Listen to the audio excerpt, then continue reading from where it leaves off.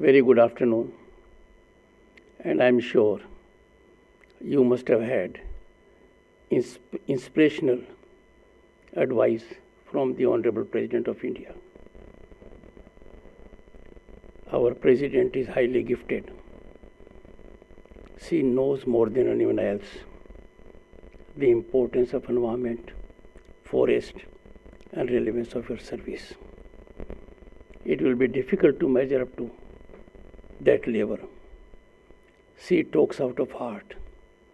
She always talks out of conviction.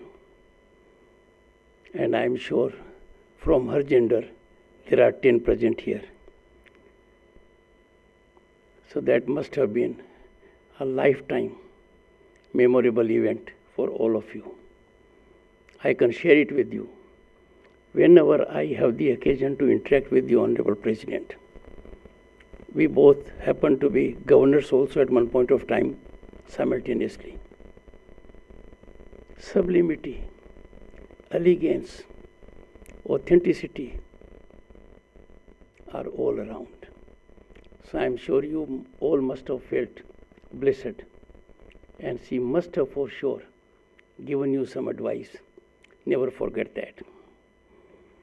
The stage for me has been set in proper perspective. One, Vinod Jakhad, who has been given cadre in Madhya Pradesh, is from Rajasthan. And Miss Kavya has got Rajasthan cadre. I belong to Rajasthan. That is the genius of the secretary, Leena Nandanji. She is 1987 batch from UP. Secretary to Vice President is also 1987 batch from UP. And Secretary to the Honorable President is also 1987 batch and is from Rajasthan. His cadre is different. I must therefore give you immediately एक बहुत महत्वपूर्ण tip which will sustain you all your life. Always remember your batchmates. Always be in touch with them. Never ever forget them. And you will realize as you grow senior in your profession and as you grow older, you will know how energizing it is. I had the occasion to see when Leena ji and Sunil ji interacted with each other a little while ago. That is the warmth of the batch. So never forget to be in live connect, seamless connect with your batchmates. In the process, you will be connected to the entire country. Honorable Leena Nandanji, Secretary of the Department, she has made impact. The impact is being felt positively. And this is a very, very important department. It concerns the entire planet. We are home to 1/6 of humanity. We are largest and mother of democracy, functional democracy. So handling this department at the apex level for more than 1.3 billion people is a daunting job. And you will be her warriors in years to come, beginning from this year. Shri Sunil Kumar Gupta ji, Secretary to Vice President. He is from IIT Kanpur.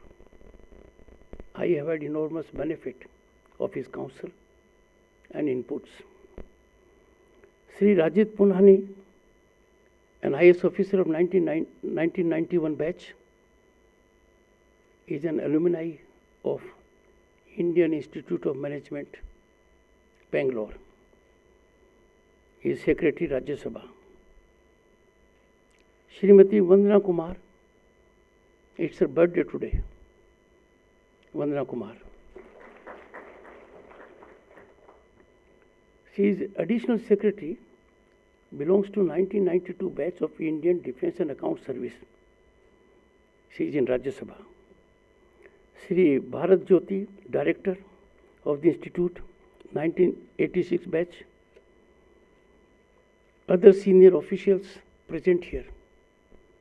Now, I gave description of the people on the dais for this reason, that you are now joining a very elite service. And you are joining this elite service in the largest democracy. You are joining this service at a time when India's rise is unstoppable. The world is looking at India from a different perspective. You are lucky to be in Amrit Kal, and you, from every consideration, with age and experience and rise in your service, would be warriors for attainment of Bharat at 2047. My congratulations to you for having made to this service. I gather from two of the probationers the kind of service that has been imparted is very comprehensive, very inclusive. It was narrated by both of them with passion. I could see a mission in their address, and that is why if you start loving the service to which you belong, you have a passion for performance, you have dedication for a mission, you will make a difference. And fortunately, yours is a service. You will have opportunity to serve humanity by making a difference in the lives of those who are close to forests, who are in the forest. And I am speaking not only about mankind, but living beings. So you will have such a direct connect with the environment, direct connect with ground reality. And this opportunity has come to you. I am sure you will make most of it. One of the trainees said our credit goes to our parents, teachers, friends, well-wishers. Never forget this. This is a great credit. You must always remember it. You cannot imagine the kind of happiness your family members got when you joined this service. Each one of you, have it from me, would have found another profession, another occupation, and chances are that you would have made much more money. But the kind of glory, the kind of satisfaction which you will get by being public servants of this stature in our democracy is a rare opportunity. That satisfaction and happiness will always gallop you to achieve higher and higher for yourself and for the nation. I congratulate the 54th batch, and we are happy that in this batch we have two of the trainee officers from our neighboring country, our friendly nation, a nation that evokes a lot of interest, Bhutan. While I was Governor State of West Bengal, I had the occasion to receive officials from other services as well, and trainees from Bhutan happened to be part of it. I am sure they will carry home not only the fruits of training, rigorous training, but also the connect they have with the friends in our country. My best wishes to you. This greatly reflects the kind of friendship we have with our neighbor. As a matter of fact, friends, let me tell you, neighborhood is all important. And that is why when the Honorable Prime Minister, after 3 decades of coalition governance, got single party majority in 2014, he invited SAARC countries. carry our greetings to people in Bhutan. Nature, friends, has always been integral to our civilizational ethos. Not many countries can claim to a kind of that historical legacy which we have. It is more than 5,000 years old. But all throughout you will find there was greater connect with nature, preservation of environment, and that was reflected in varied manners. It will be for you all to be innovative and think out of the box how to recreate that scenario, and I am sure you will succeed. Harmony between man and his environment has always formed the foundation of life. And as a matter of fact, it is not only foundation, it is beyond that. It is nectar of life. You are entrusted with the great responsibility of upholding and preserving this harmony for well-being of not only our country but of the entire planet. My young friends, if you look around, every service has a facet. There are several services, you are in big league, but your service has direct connect with the planet, with every nook and corner of the planet. You are more eminently suited to make your contribution for climate change, and that is a very special position you all possess. I am sure no one likes the director and other functionaries because they subject you to rigorous training, very tight schedule. They mentored you, and mentoring is not easy. Mentoring sometimes takes a very severe, regressive posturing also. But the moment you leave this institute, you will ever remember them, that they mentored you. They made you perspire so that you can take care of the sweat of others. Never forget the contribution they have made in your life. I urge you to dedicate yourselves towards helping maintain the judicious balance between the need for development and conservation of Mother Nature. Now, in the process, you will have several challenges. We must always remember that as mankind, we are trustees of natural resources. We are trustees of nature. We cannot recklessly exploit natural resources for personal gain. Our pocket, our financial capacity does not justify the use. Someone may have more money, that does not mean he or she can use petroleum, water, energy because he can afford it, he can afford it. We have to inculcate a habit in ourselves and persuade others to have that habit so that there is optimal utilization of natural resources. You in the process would have to know about it. Let me narrate you a small incident. An IFS officer came to me about 2 decades ago. I put to him a question. Why there is so much resistance to forest produce being taken out? Why should you object trees being cut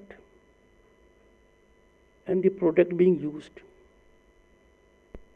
It makes sense only to those who are ignorant. He was happy to tell me that I need to know what a forest is. Forest is not plantation area. In forest, the tree has to grow, the tree has to fall there, and something else has to grow thereafter. Now, the moment you share this knowledge, You counsel the people who are taking what is known as a transgressional way to take forest produce outside. Secondly, you will have to be highly sensitive to the human nature, the habits of the people who live in forest area, who live close by. You will have to be highly sensitive and considerate for their needs. I have no doubt you all will achieve it. Father of the nation, Mahatma Gandhi once said, I quote, "The earth has enough for everyone's need, but not for everyone's greed," unquote. The father of the nation has really focused our attention to something vital. We'll have to distance ourselves from greed so that we have optimal utilization of natural resources. I appeal to you to create a Jan Andolan, Jan awareness. Your role will be more important, not in exercising your authority. You will have power under the statute. Your role is more as a counselor, as a motivator, as an inspirator, and that will go a long way. I have no doubt you will do it. We all must be cautious, conscious, and proactive, as our individual contributions have a larger impact on society. As you all are aware, as you have got such a productive, rigorous training, India is among top 10 nations in the world in terms of our forest wealth. But those of you who come from villages or semi-urban areas, you know, Charagar land is being reduced every year. Ponds are dry. A good mechanism has been set in motion now for the rejuvenation.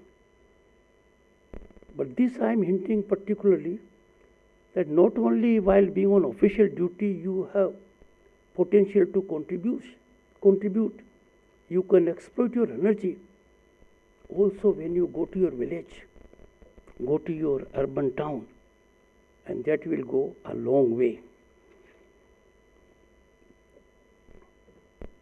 We are a nation that at this time is in a state which my generation never dreamt of it.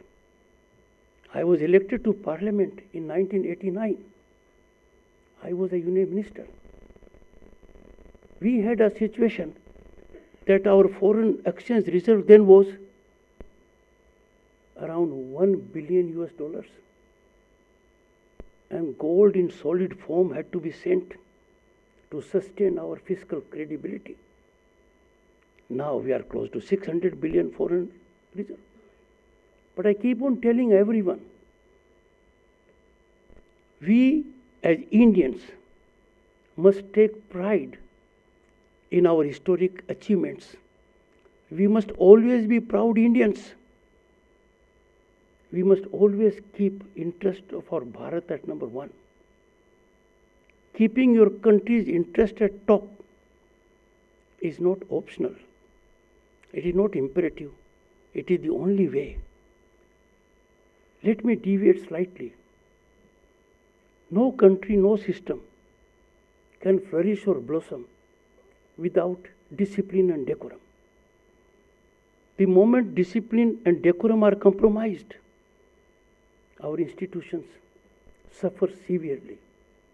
If you work in an organization, if you can't generate discipline qua your seniors, and people who work with you can't show discipline and decorum, things can't be on progressive trajectory. As Chairman Rajya Sabha, I must share it with you. I am working in a manner using everything under my command to ensure the temple of democracy in the largest democracy. We have decorum, we have discipline. To enforce decorum and discipline, sometimes we have to take recourse to unpalatable situations. But we must never hesitate, because decorum and discipline are connected with our growth, with our reputation, with our prosperity. The moment we take a lenient view, we do not serve well the society. I therefore appeal to you to have zero tolerance for lack of decorum and lack of discipline. And if you do that, things will change dramatically. You would have seen in recent times, as a result of several steps taken by the government, the power corridors have been sanitized. There are no power brokers. There are no middlemen. We don't have people now visible who can extra legally leverage government decision making or governance aspects. That's a big achievement. But we all need to reflect our nationalism. Those who are suffering heat because of corruption, those who are facing heat because the law is set in motion, how can youngsters like you, who are future of our nation, withstand a situation that rather than taking recourse to rule of law, if you are summoned by an agency, if you are under investigation, you get a notice. We have a robust judicial system. We have a robust dispute resolution mechanism. How can we countenance people taking to streets? That is not the way. We cannot allow those accused of corruption to get away with it. I am happy to tell you that in last few years, nearly all escape routes for these corrupt people have been plugged. If a person is corrupt, we cannot have a different view because of he or she, the position they held earlier, the lineage they have. Corruption has to be dealt with in even-handed manner, and that is what is happening in this country at the moment. My young friends, you will be happy to know that our country is on the rise beyond our dreams of my generation. A decade back, we were 11th largest global economy. In September 2022, we became the 5th largest global economy. And in the process, we overtook our erstwhile colonial masters. By all indications, by turn of the decade, we'll be 3rd largest global economy. The world bodies have indicated, IMF in particular, that India or Bharat is a shining destination, a global favorite destination of investment and opportunity. And that is what we are witnessing. Therefore, in such a scenario, your contribution will have to be geometric, not arithmetic. Our people have come of age. Our people have learnt very fast. If we talk of digital transfers in 2022, that digital transfer dimension was so much that our transfer constituted 46% of global transactions. Our transactions in 2022 were 4 times more than that of US, UK, France and Germany. And that is on account of resilience of our people. They learn skill very fast. Otherwise, how come we can send more than 2,25,000 crore rupees to about 11 crore farmers thrice a year? Being equipped by sending is one part. The recipient has to have that capacity. That capacity is there. We people in our country have a strong DNA for genius. Our people have made impact all over the globe. Look at our internet usage for last year. We have 850 million smartphones. We have 700 million and over internet users. But per capita data consumption of our country was more than that of China and USA taken together.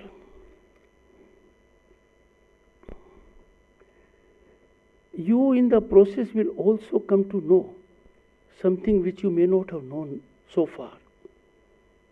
When you will deal with people living in forest areas or close by, different culture, different habits, different backgrounds, everything is typical for them only. You will be exposed to that kind of cultural wealth which you may never have imagined. And how they produce to make artifacts, items, how they sustain themselves will be eye-opener for all of you. Friends, this opportunity which you have got, you are required to work every day while in office or outside to be role model citizens of this country. What work you are doing is amply reflected in our constitutional prescriptions. You will find in directive principles of state policy the care and concern that has to be there for environment and ecology. You will notice it also in fundamental duties. I wish you great success in your career. I wish you happy life, healthy life. Now a quick question and respond in just 5 seconds. How many of you are married? Raise your hands. Well, those who have raised their hands, their parents are lucky. Because for others, the parents would have got lot many offers. And I can tell you, suddenly after getting in your service, suddenly after qualifying, you would have seen for yourselves a body change. You would have seen yourself that from within there is a sense of responsibility. There is a sense to serve the nation at large. I would therefore leave with you 2 thoughts. 1, carefully read fundamental duties and try to ensure that everyone comes to learn about them. It doesn't require investment. It doesn't require physical effort. It requires just intent. And that intent will have revolutionary impact. Let me give a small illustration. Before Prime Minister started Swachhta Abhiyan, anyone who had been abroad had never thrown a banana skin out of a running car. But that very gentleman, when he comes to this great country, finds it his fundamental duty to throw that banana skin immediately out of the car. That has changed now. A big change has taken place. So once you will focus on fundamental duties, you will be serving the society very effectively. And second, economic nationalism is a concept which is being ignored by the consumer, by those who are in business, trade and industry. Now just imagine, does this country need furniture from outside? It doesn't. but billions of dollars go outside because furniture is imported. Why? It is slightly cheaper. So can we compromise our economic nationalism for fiscal gain? No. And secondly, kites, Diwali ke diye are those things which candles. Now, once every Indian citizen strengthens his quotient of economic nationalism, our country will be financially far more superior than it is today. I am sure you will be ambassadors of this country in forest, people living around forest. You will be contributing massively to ensure we don't have that kind of a climate which is challenging beyond our bearance. Wish you good luck and a great journey in the service of Bharat. Thank you.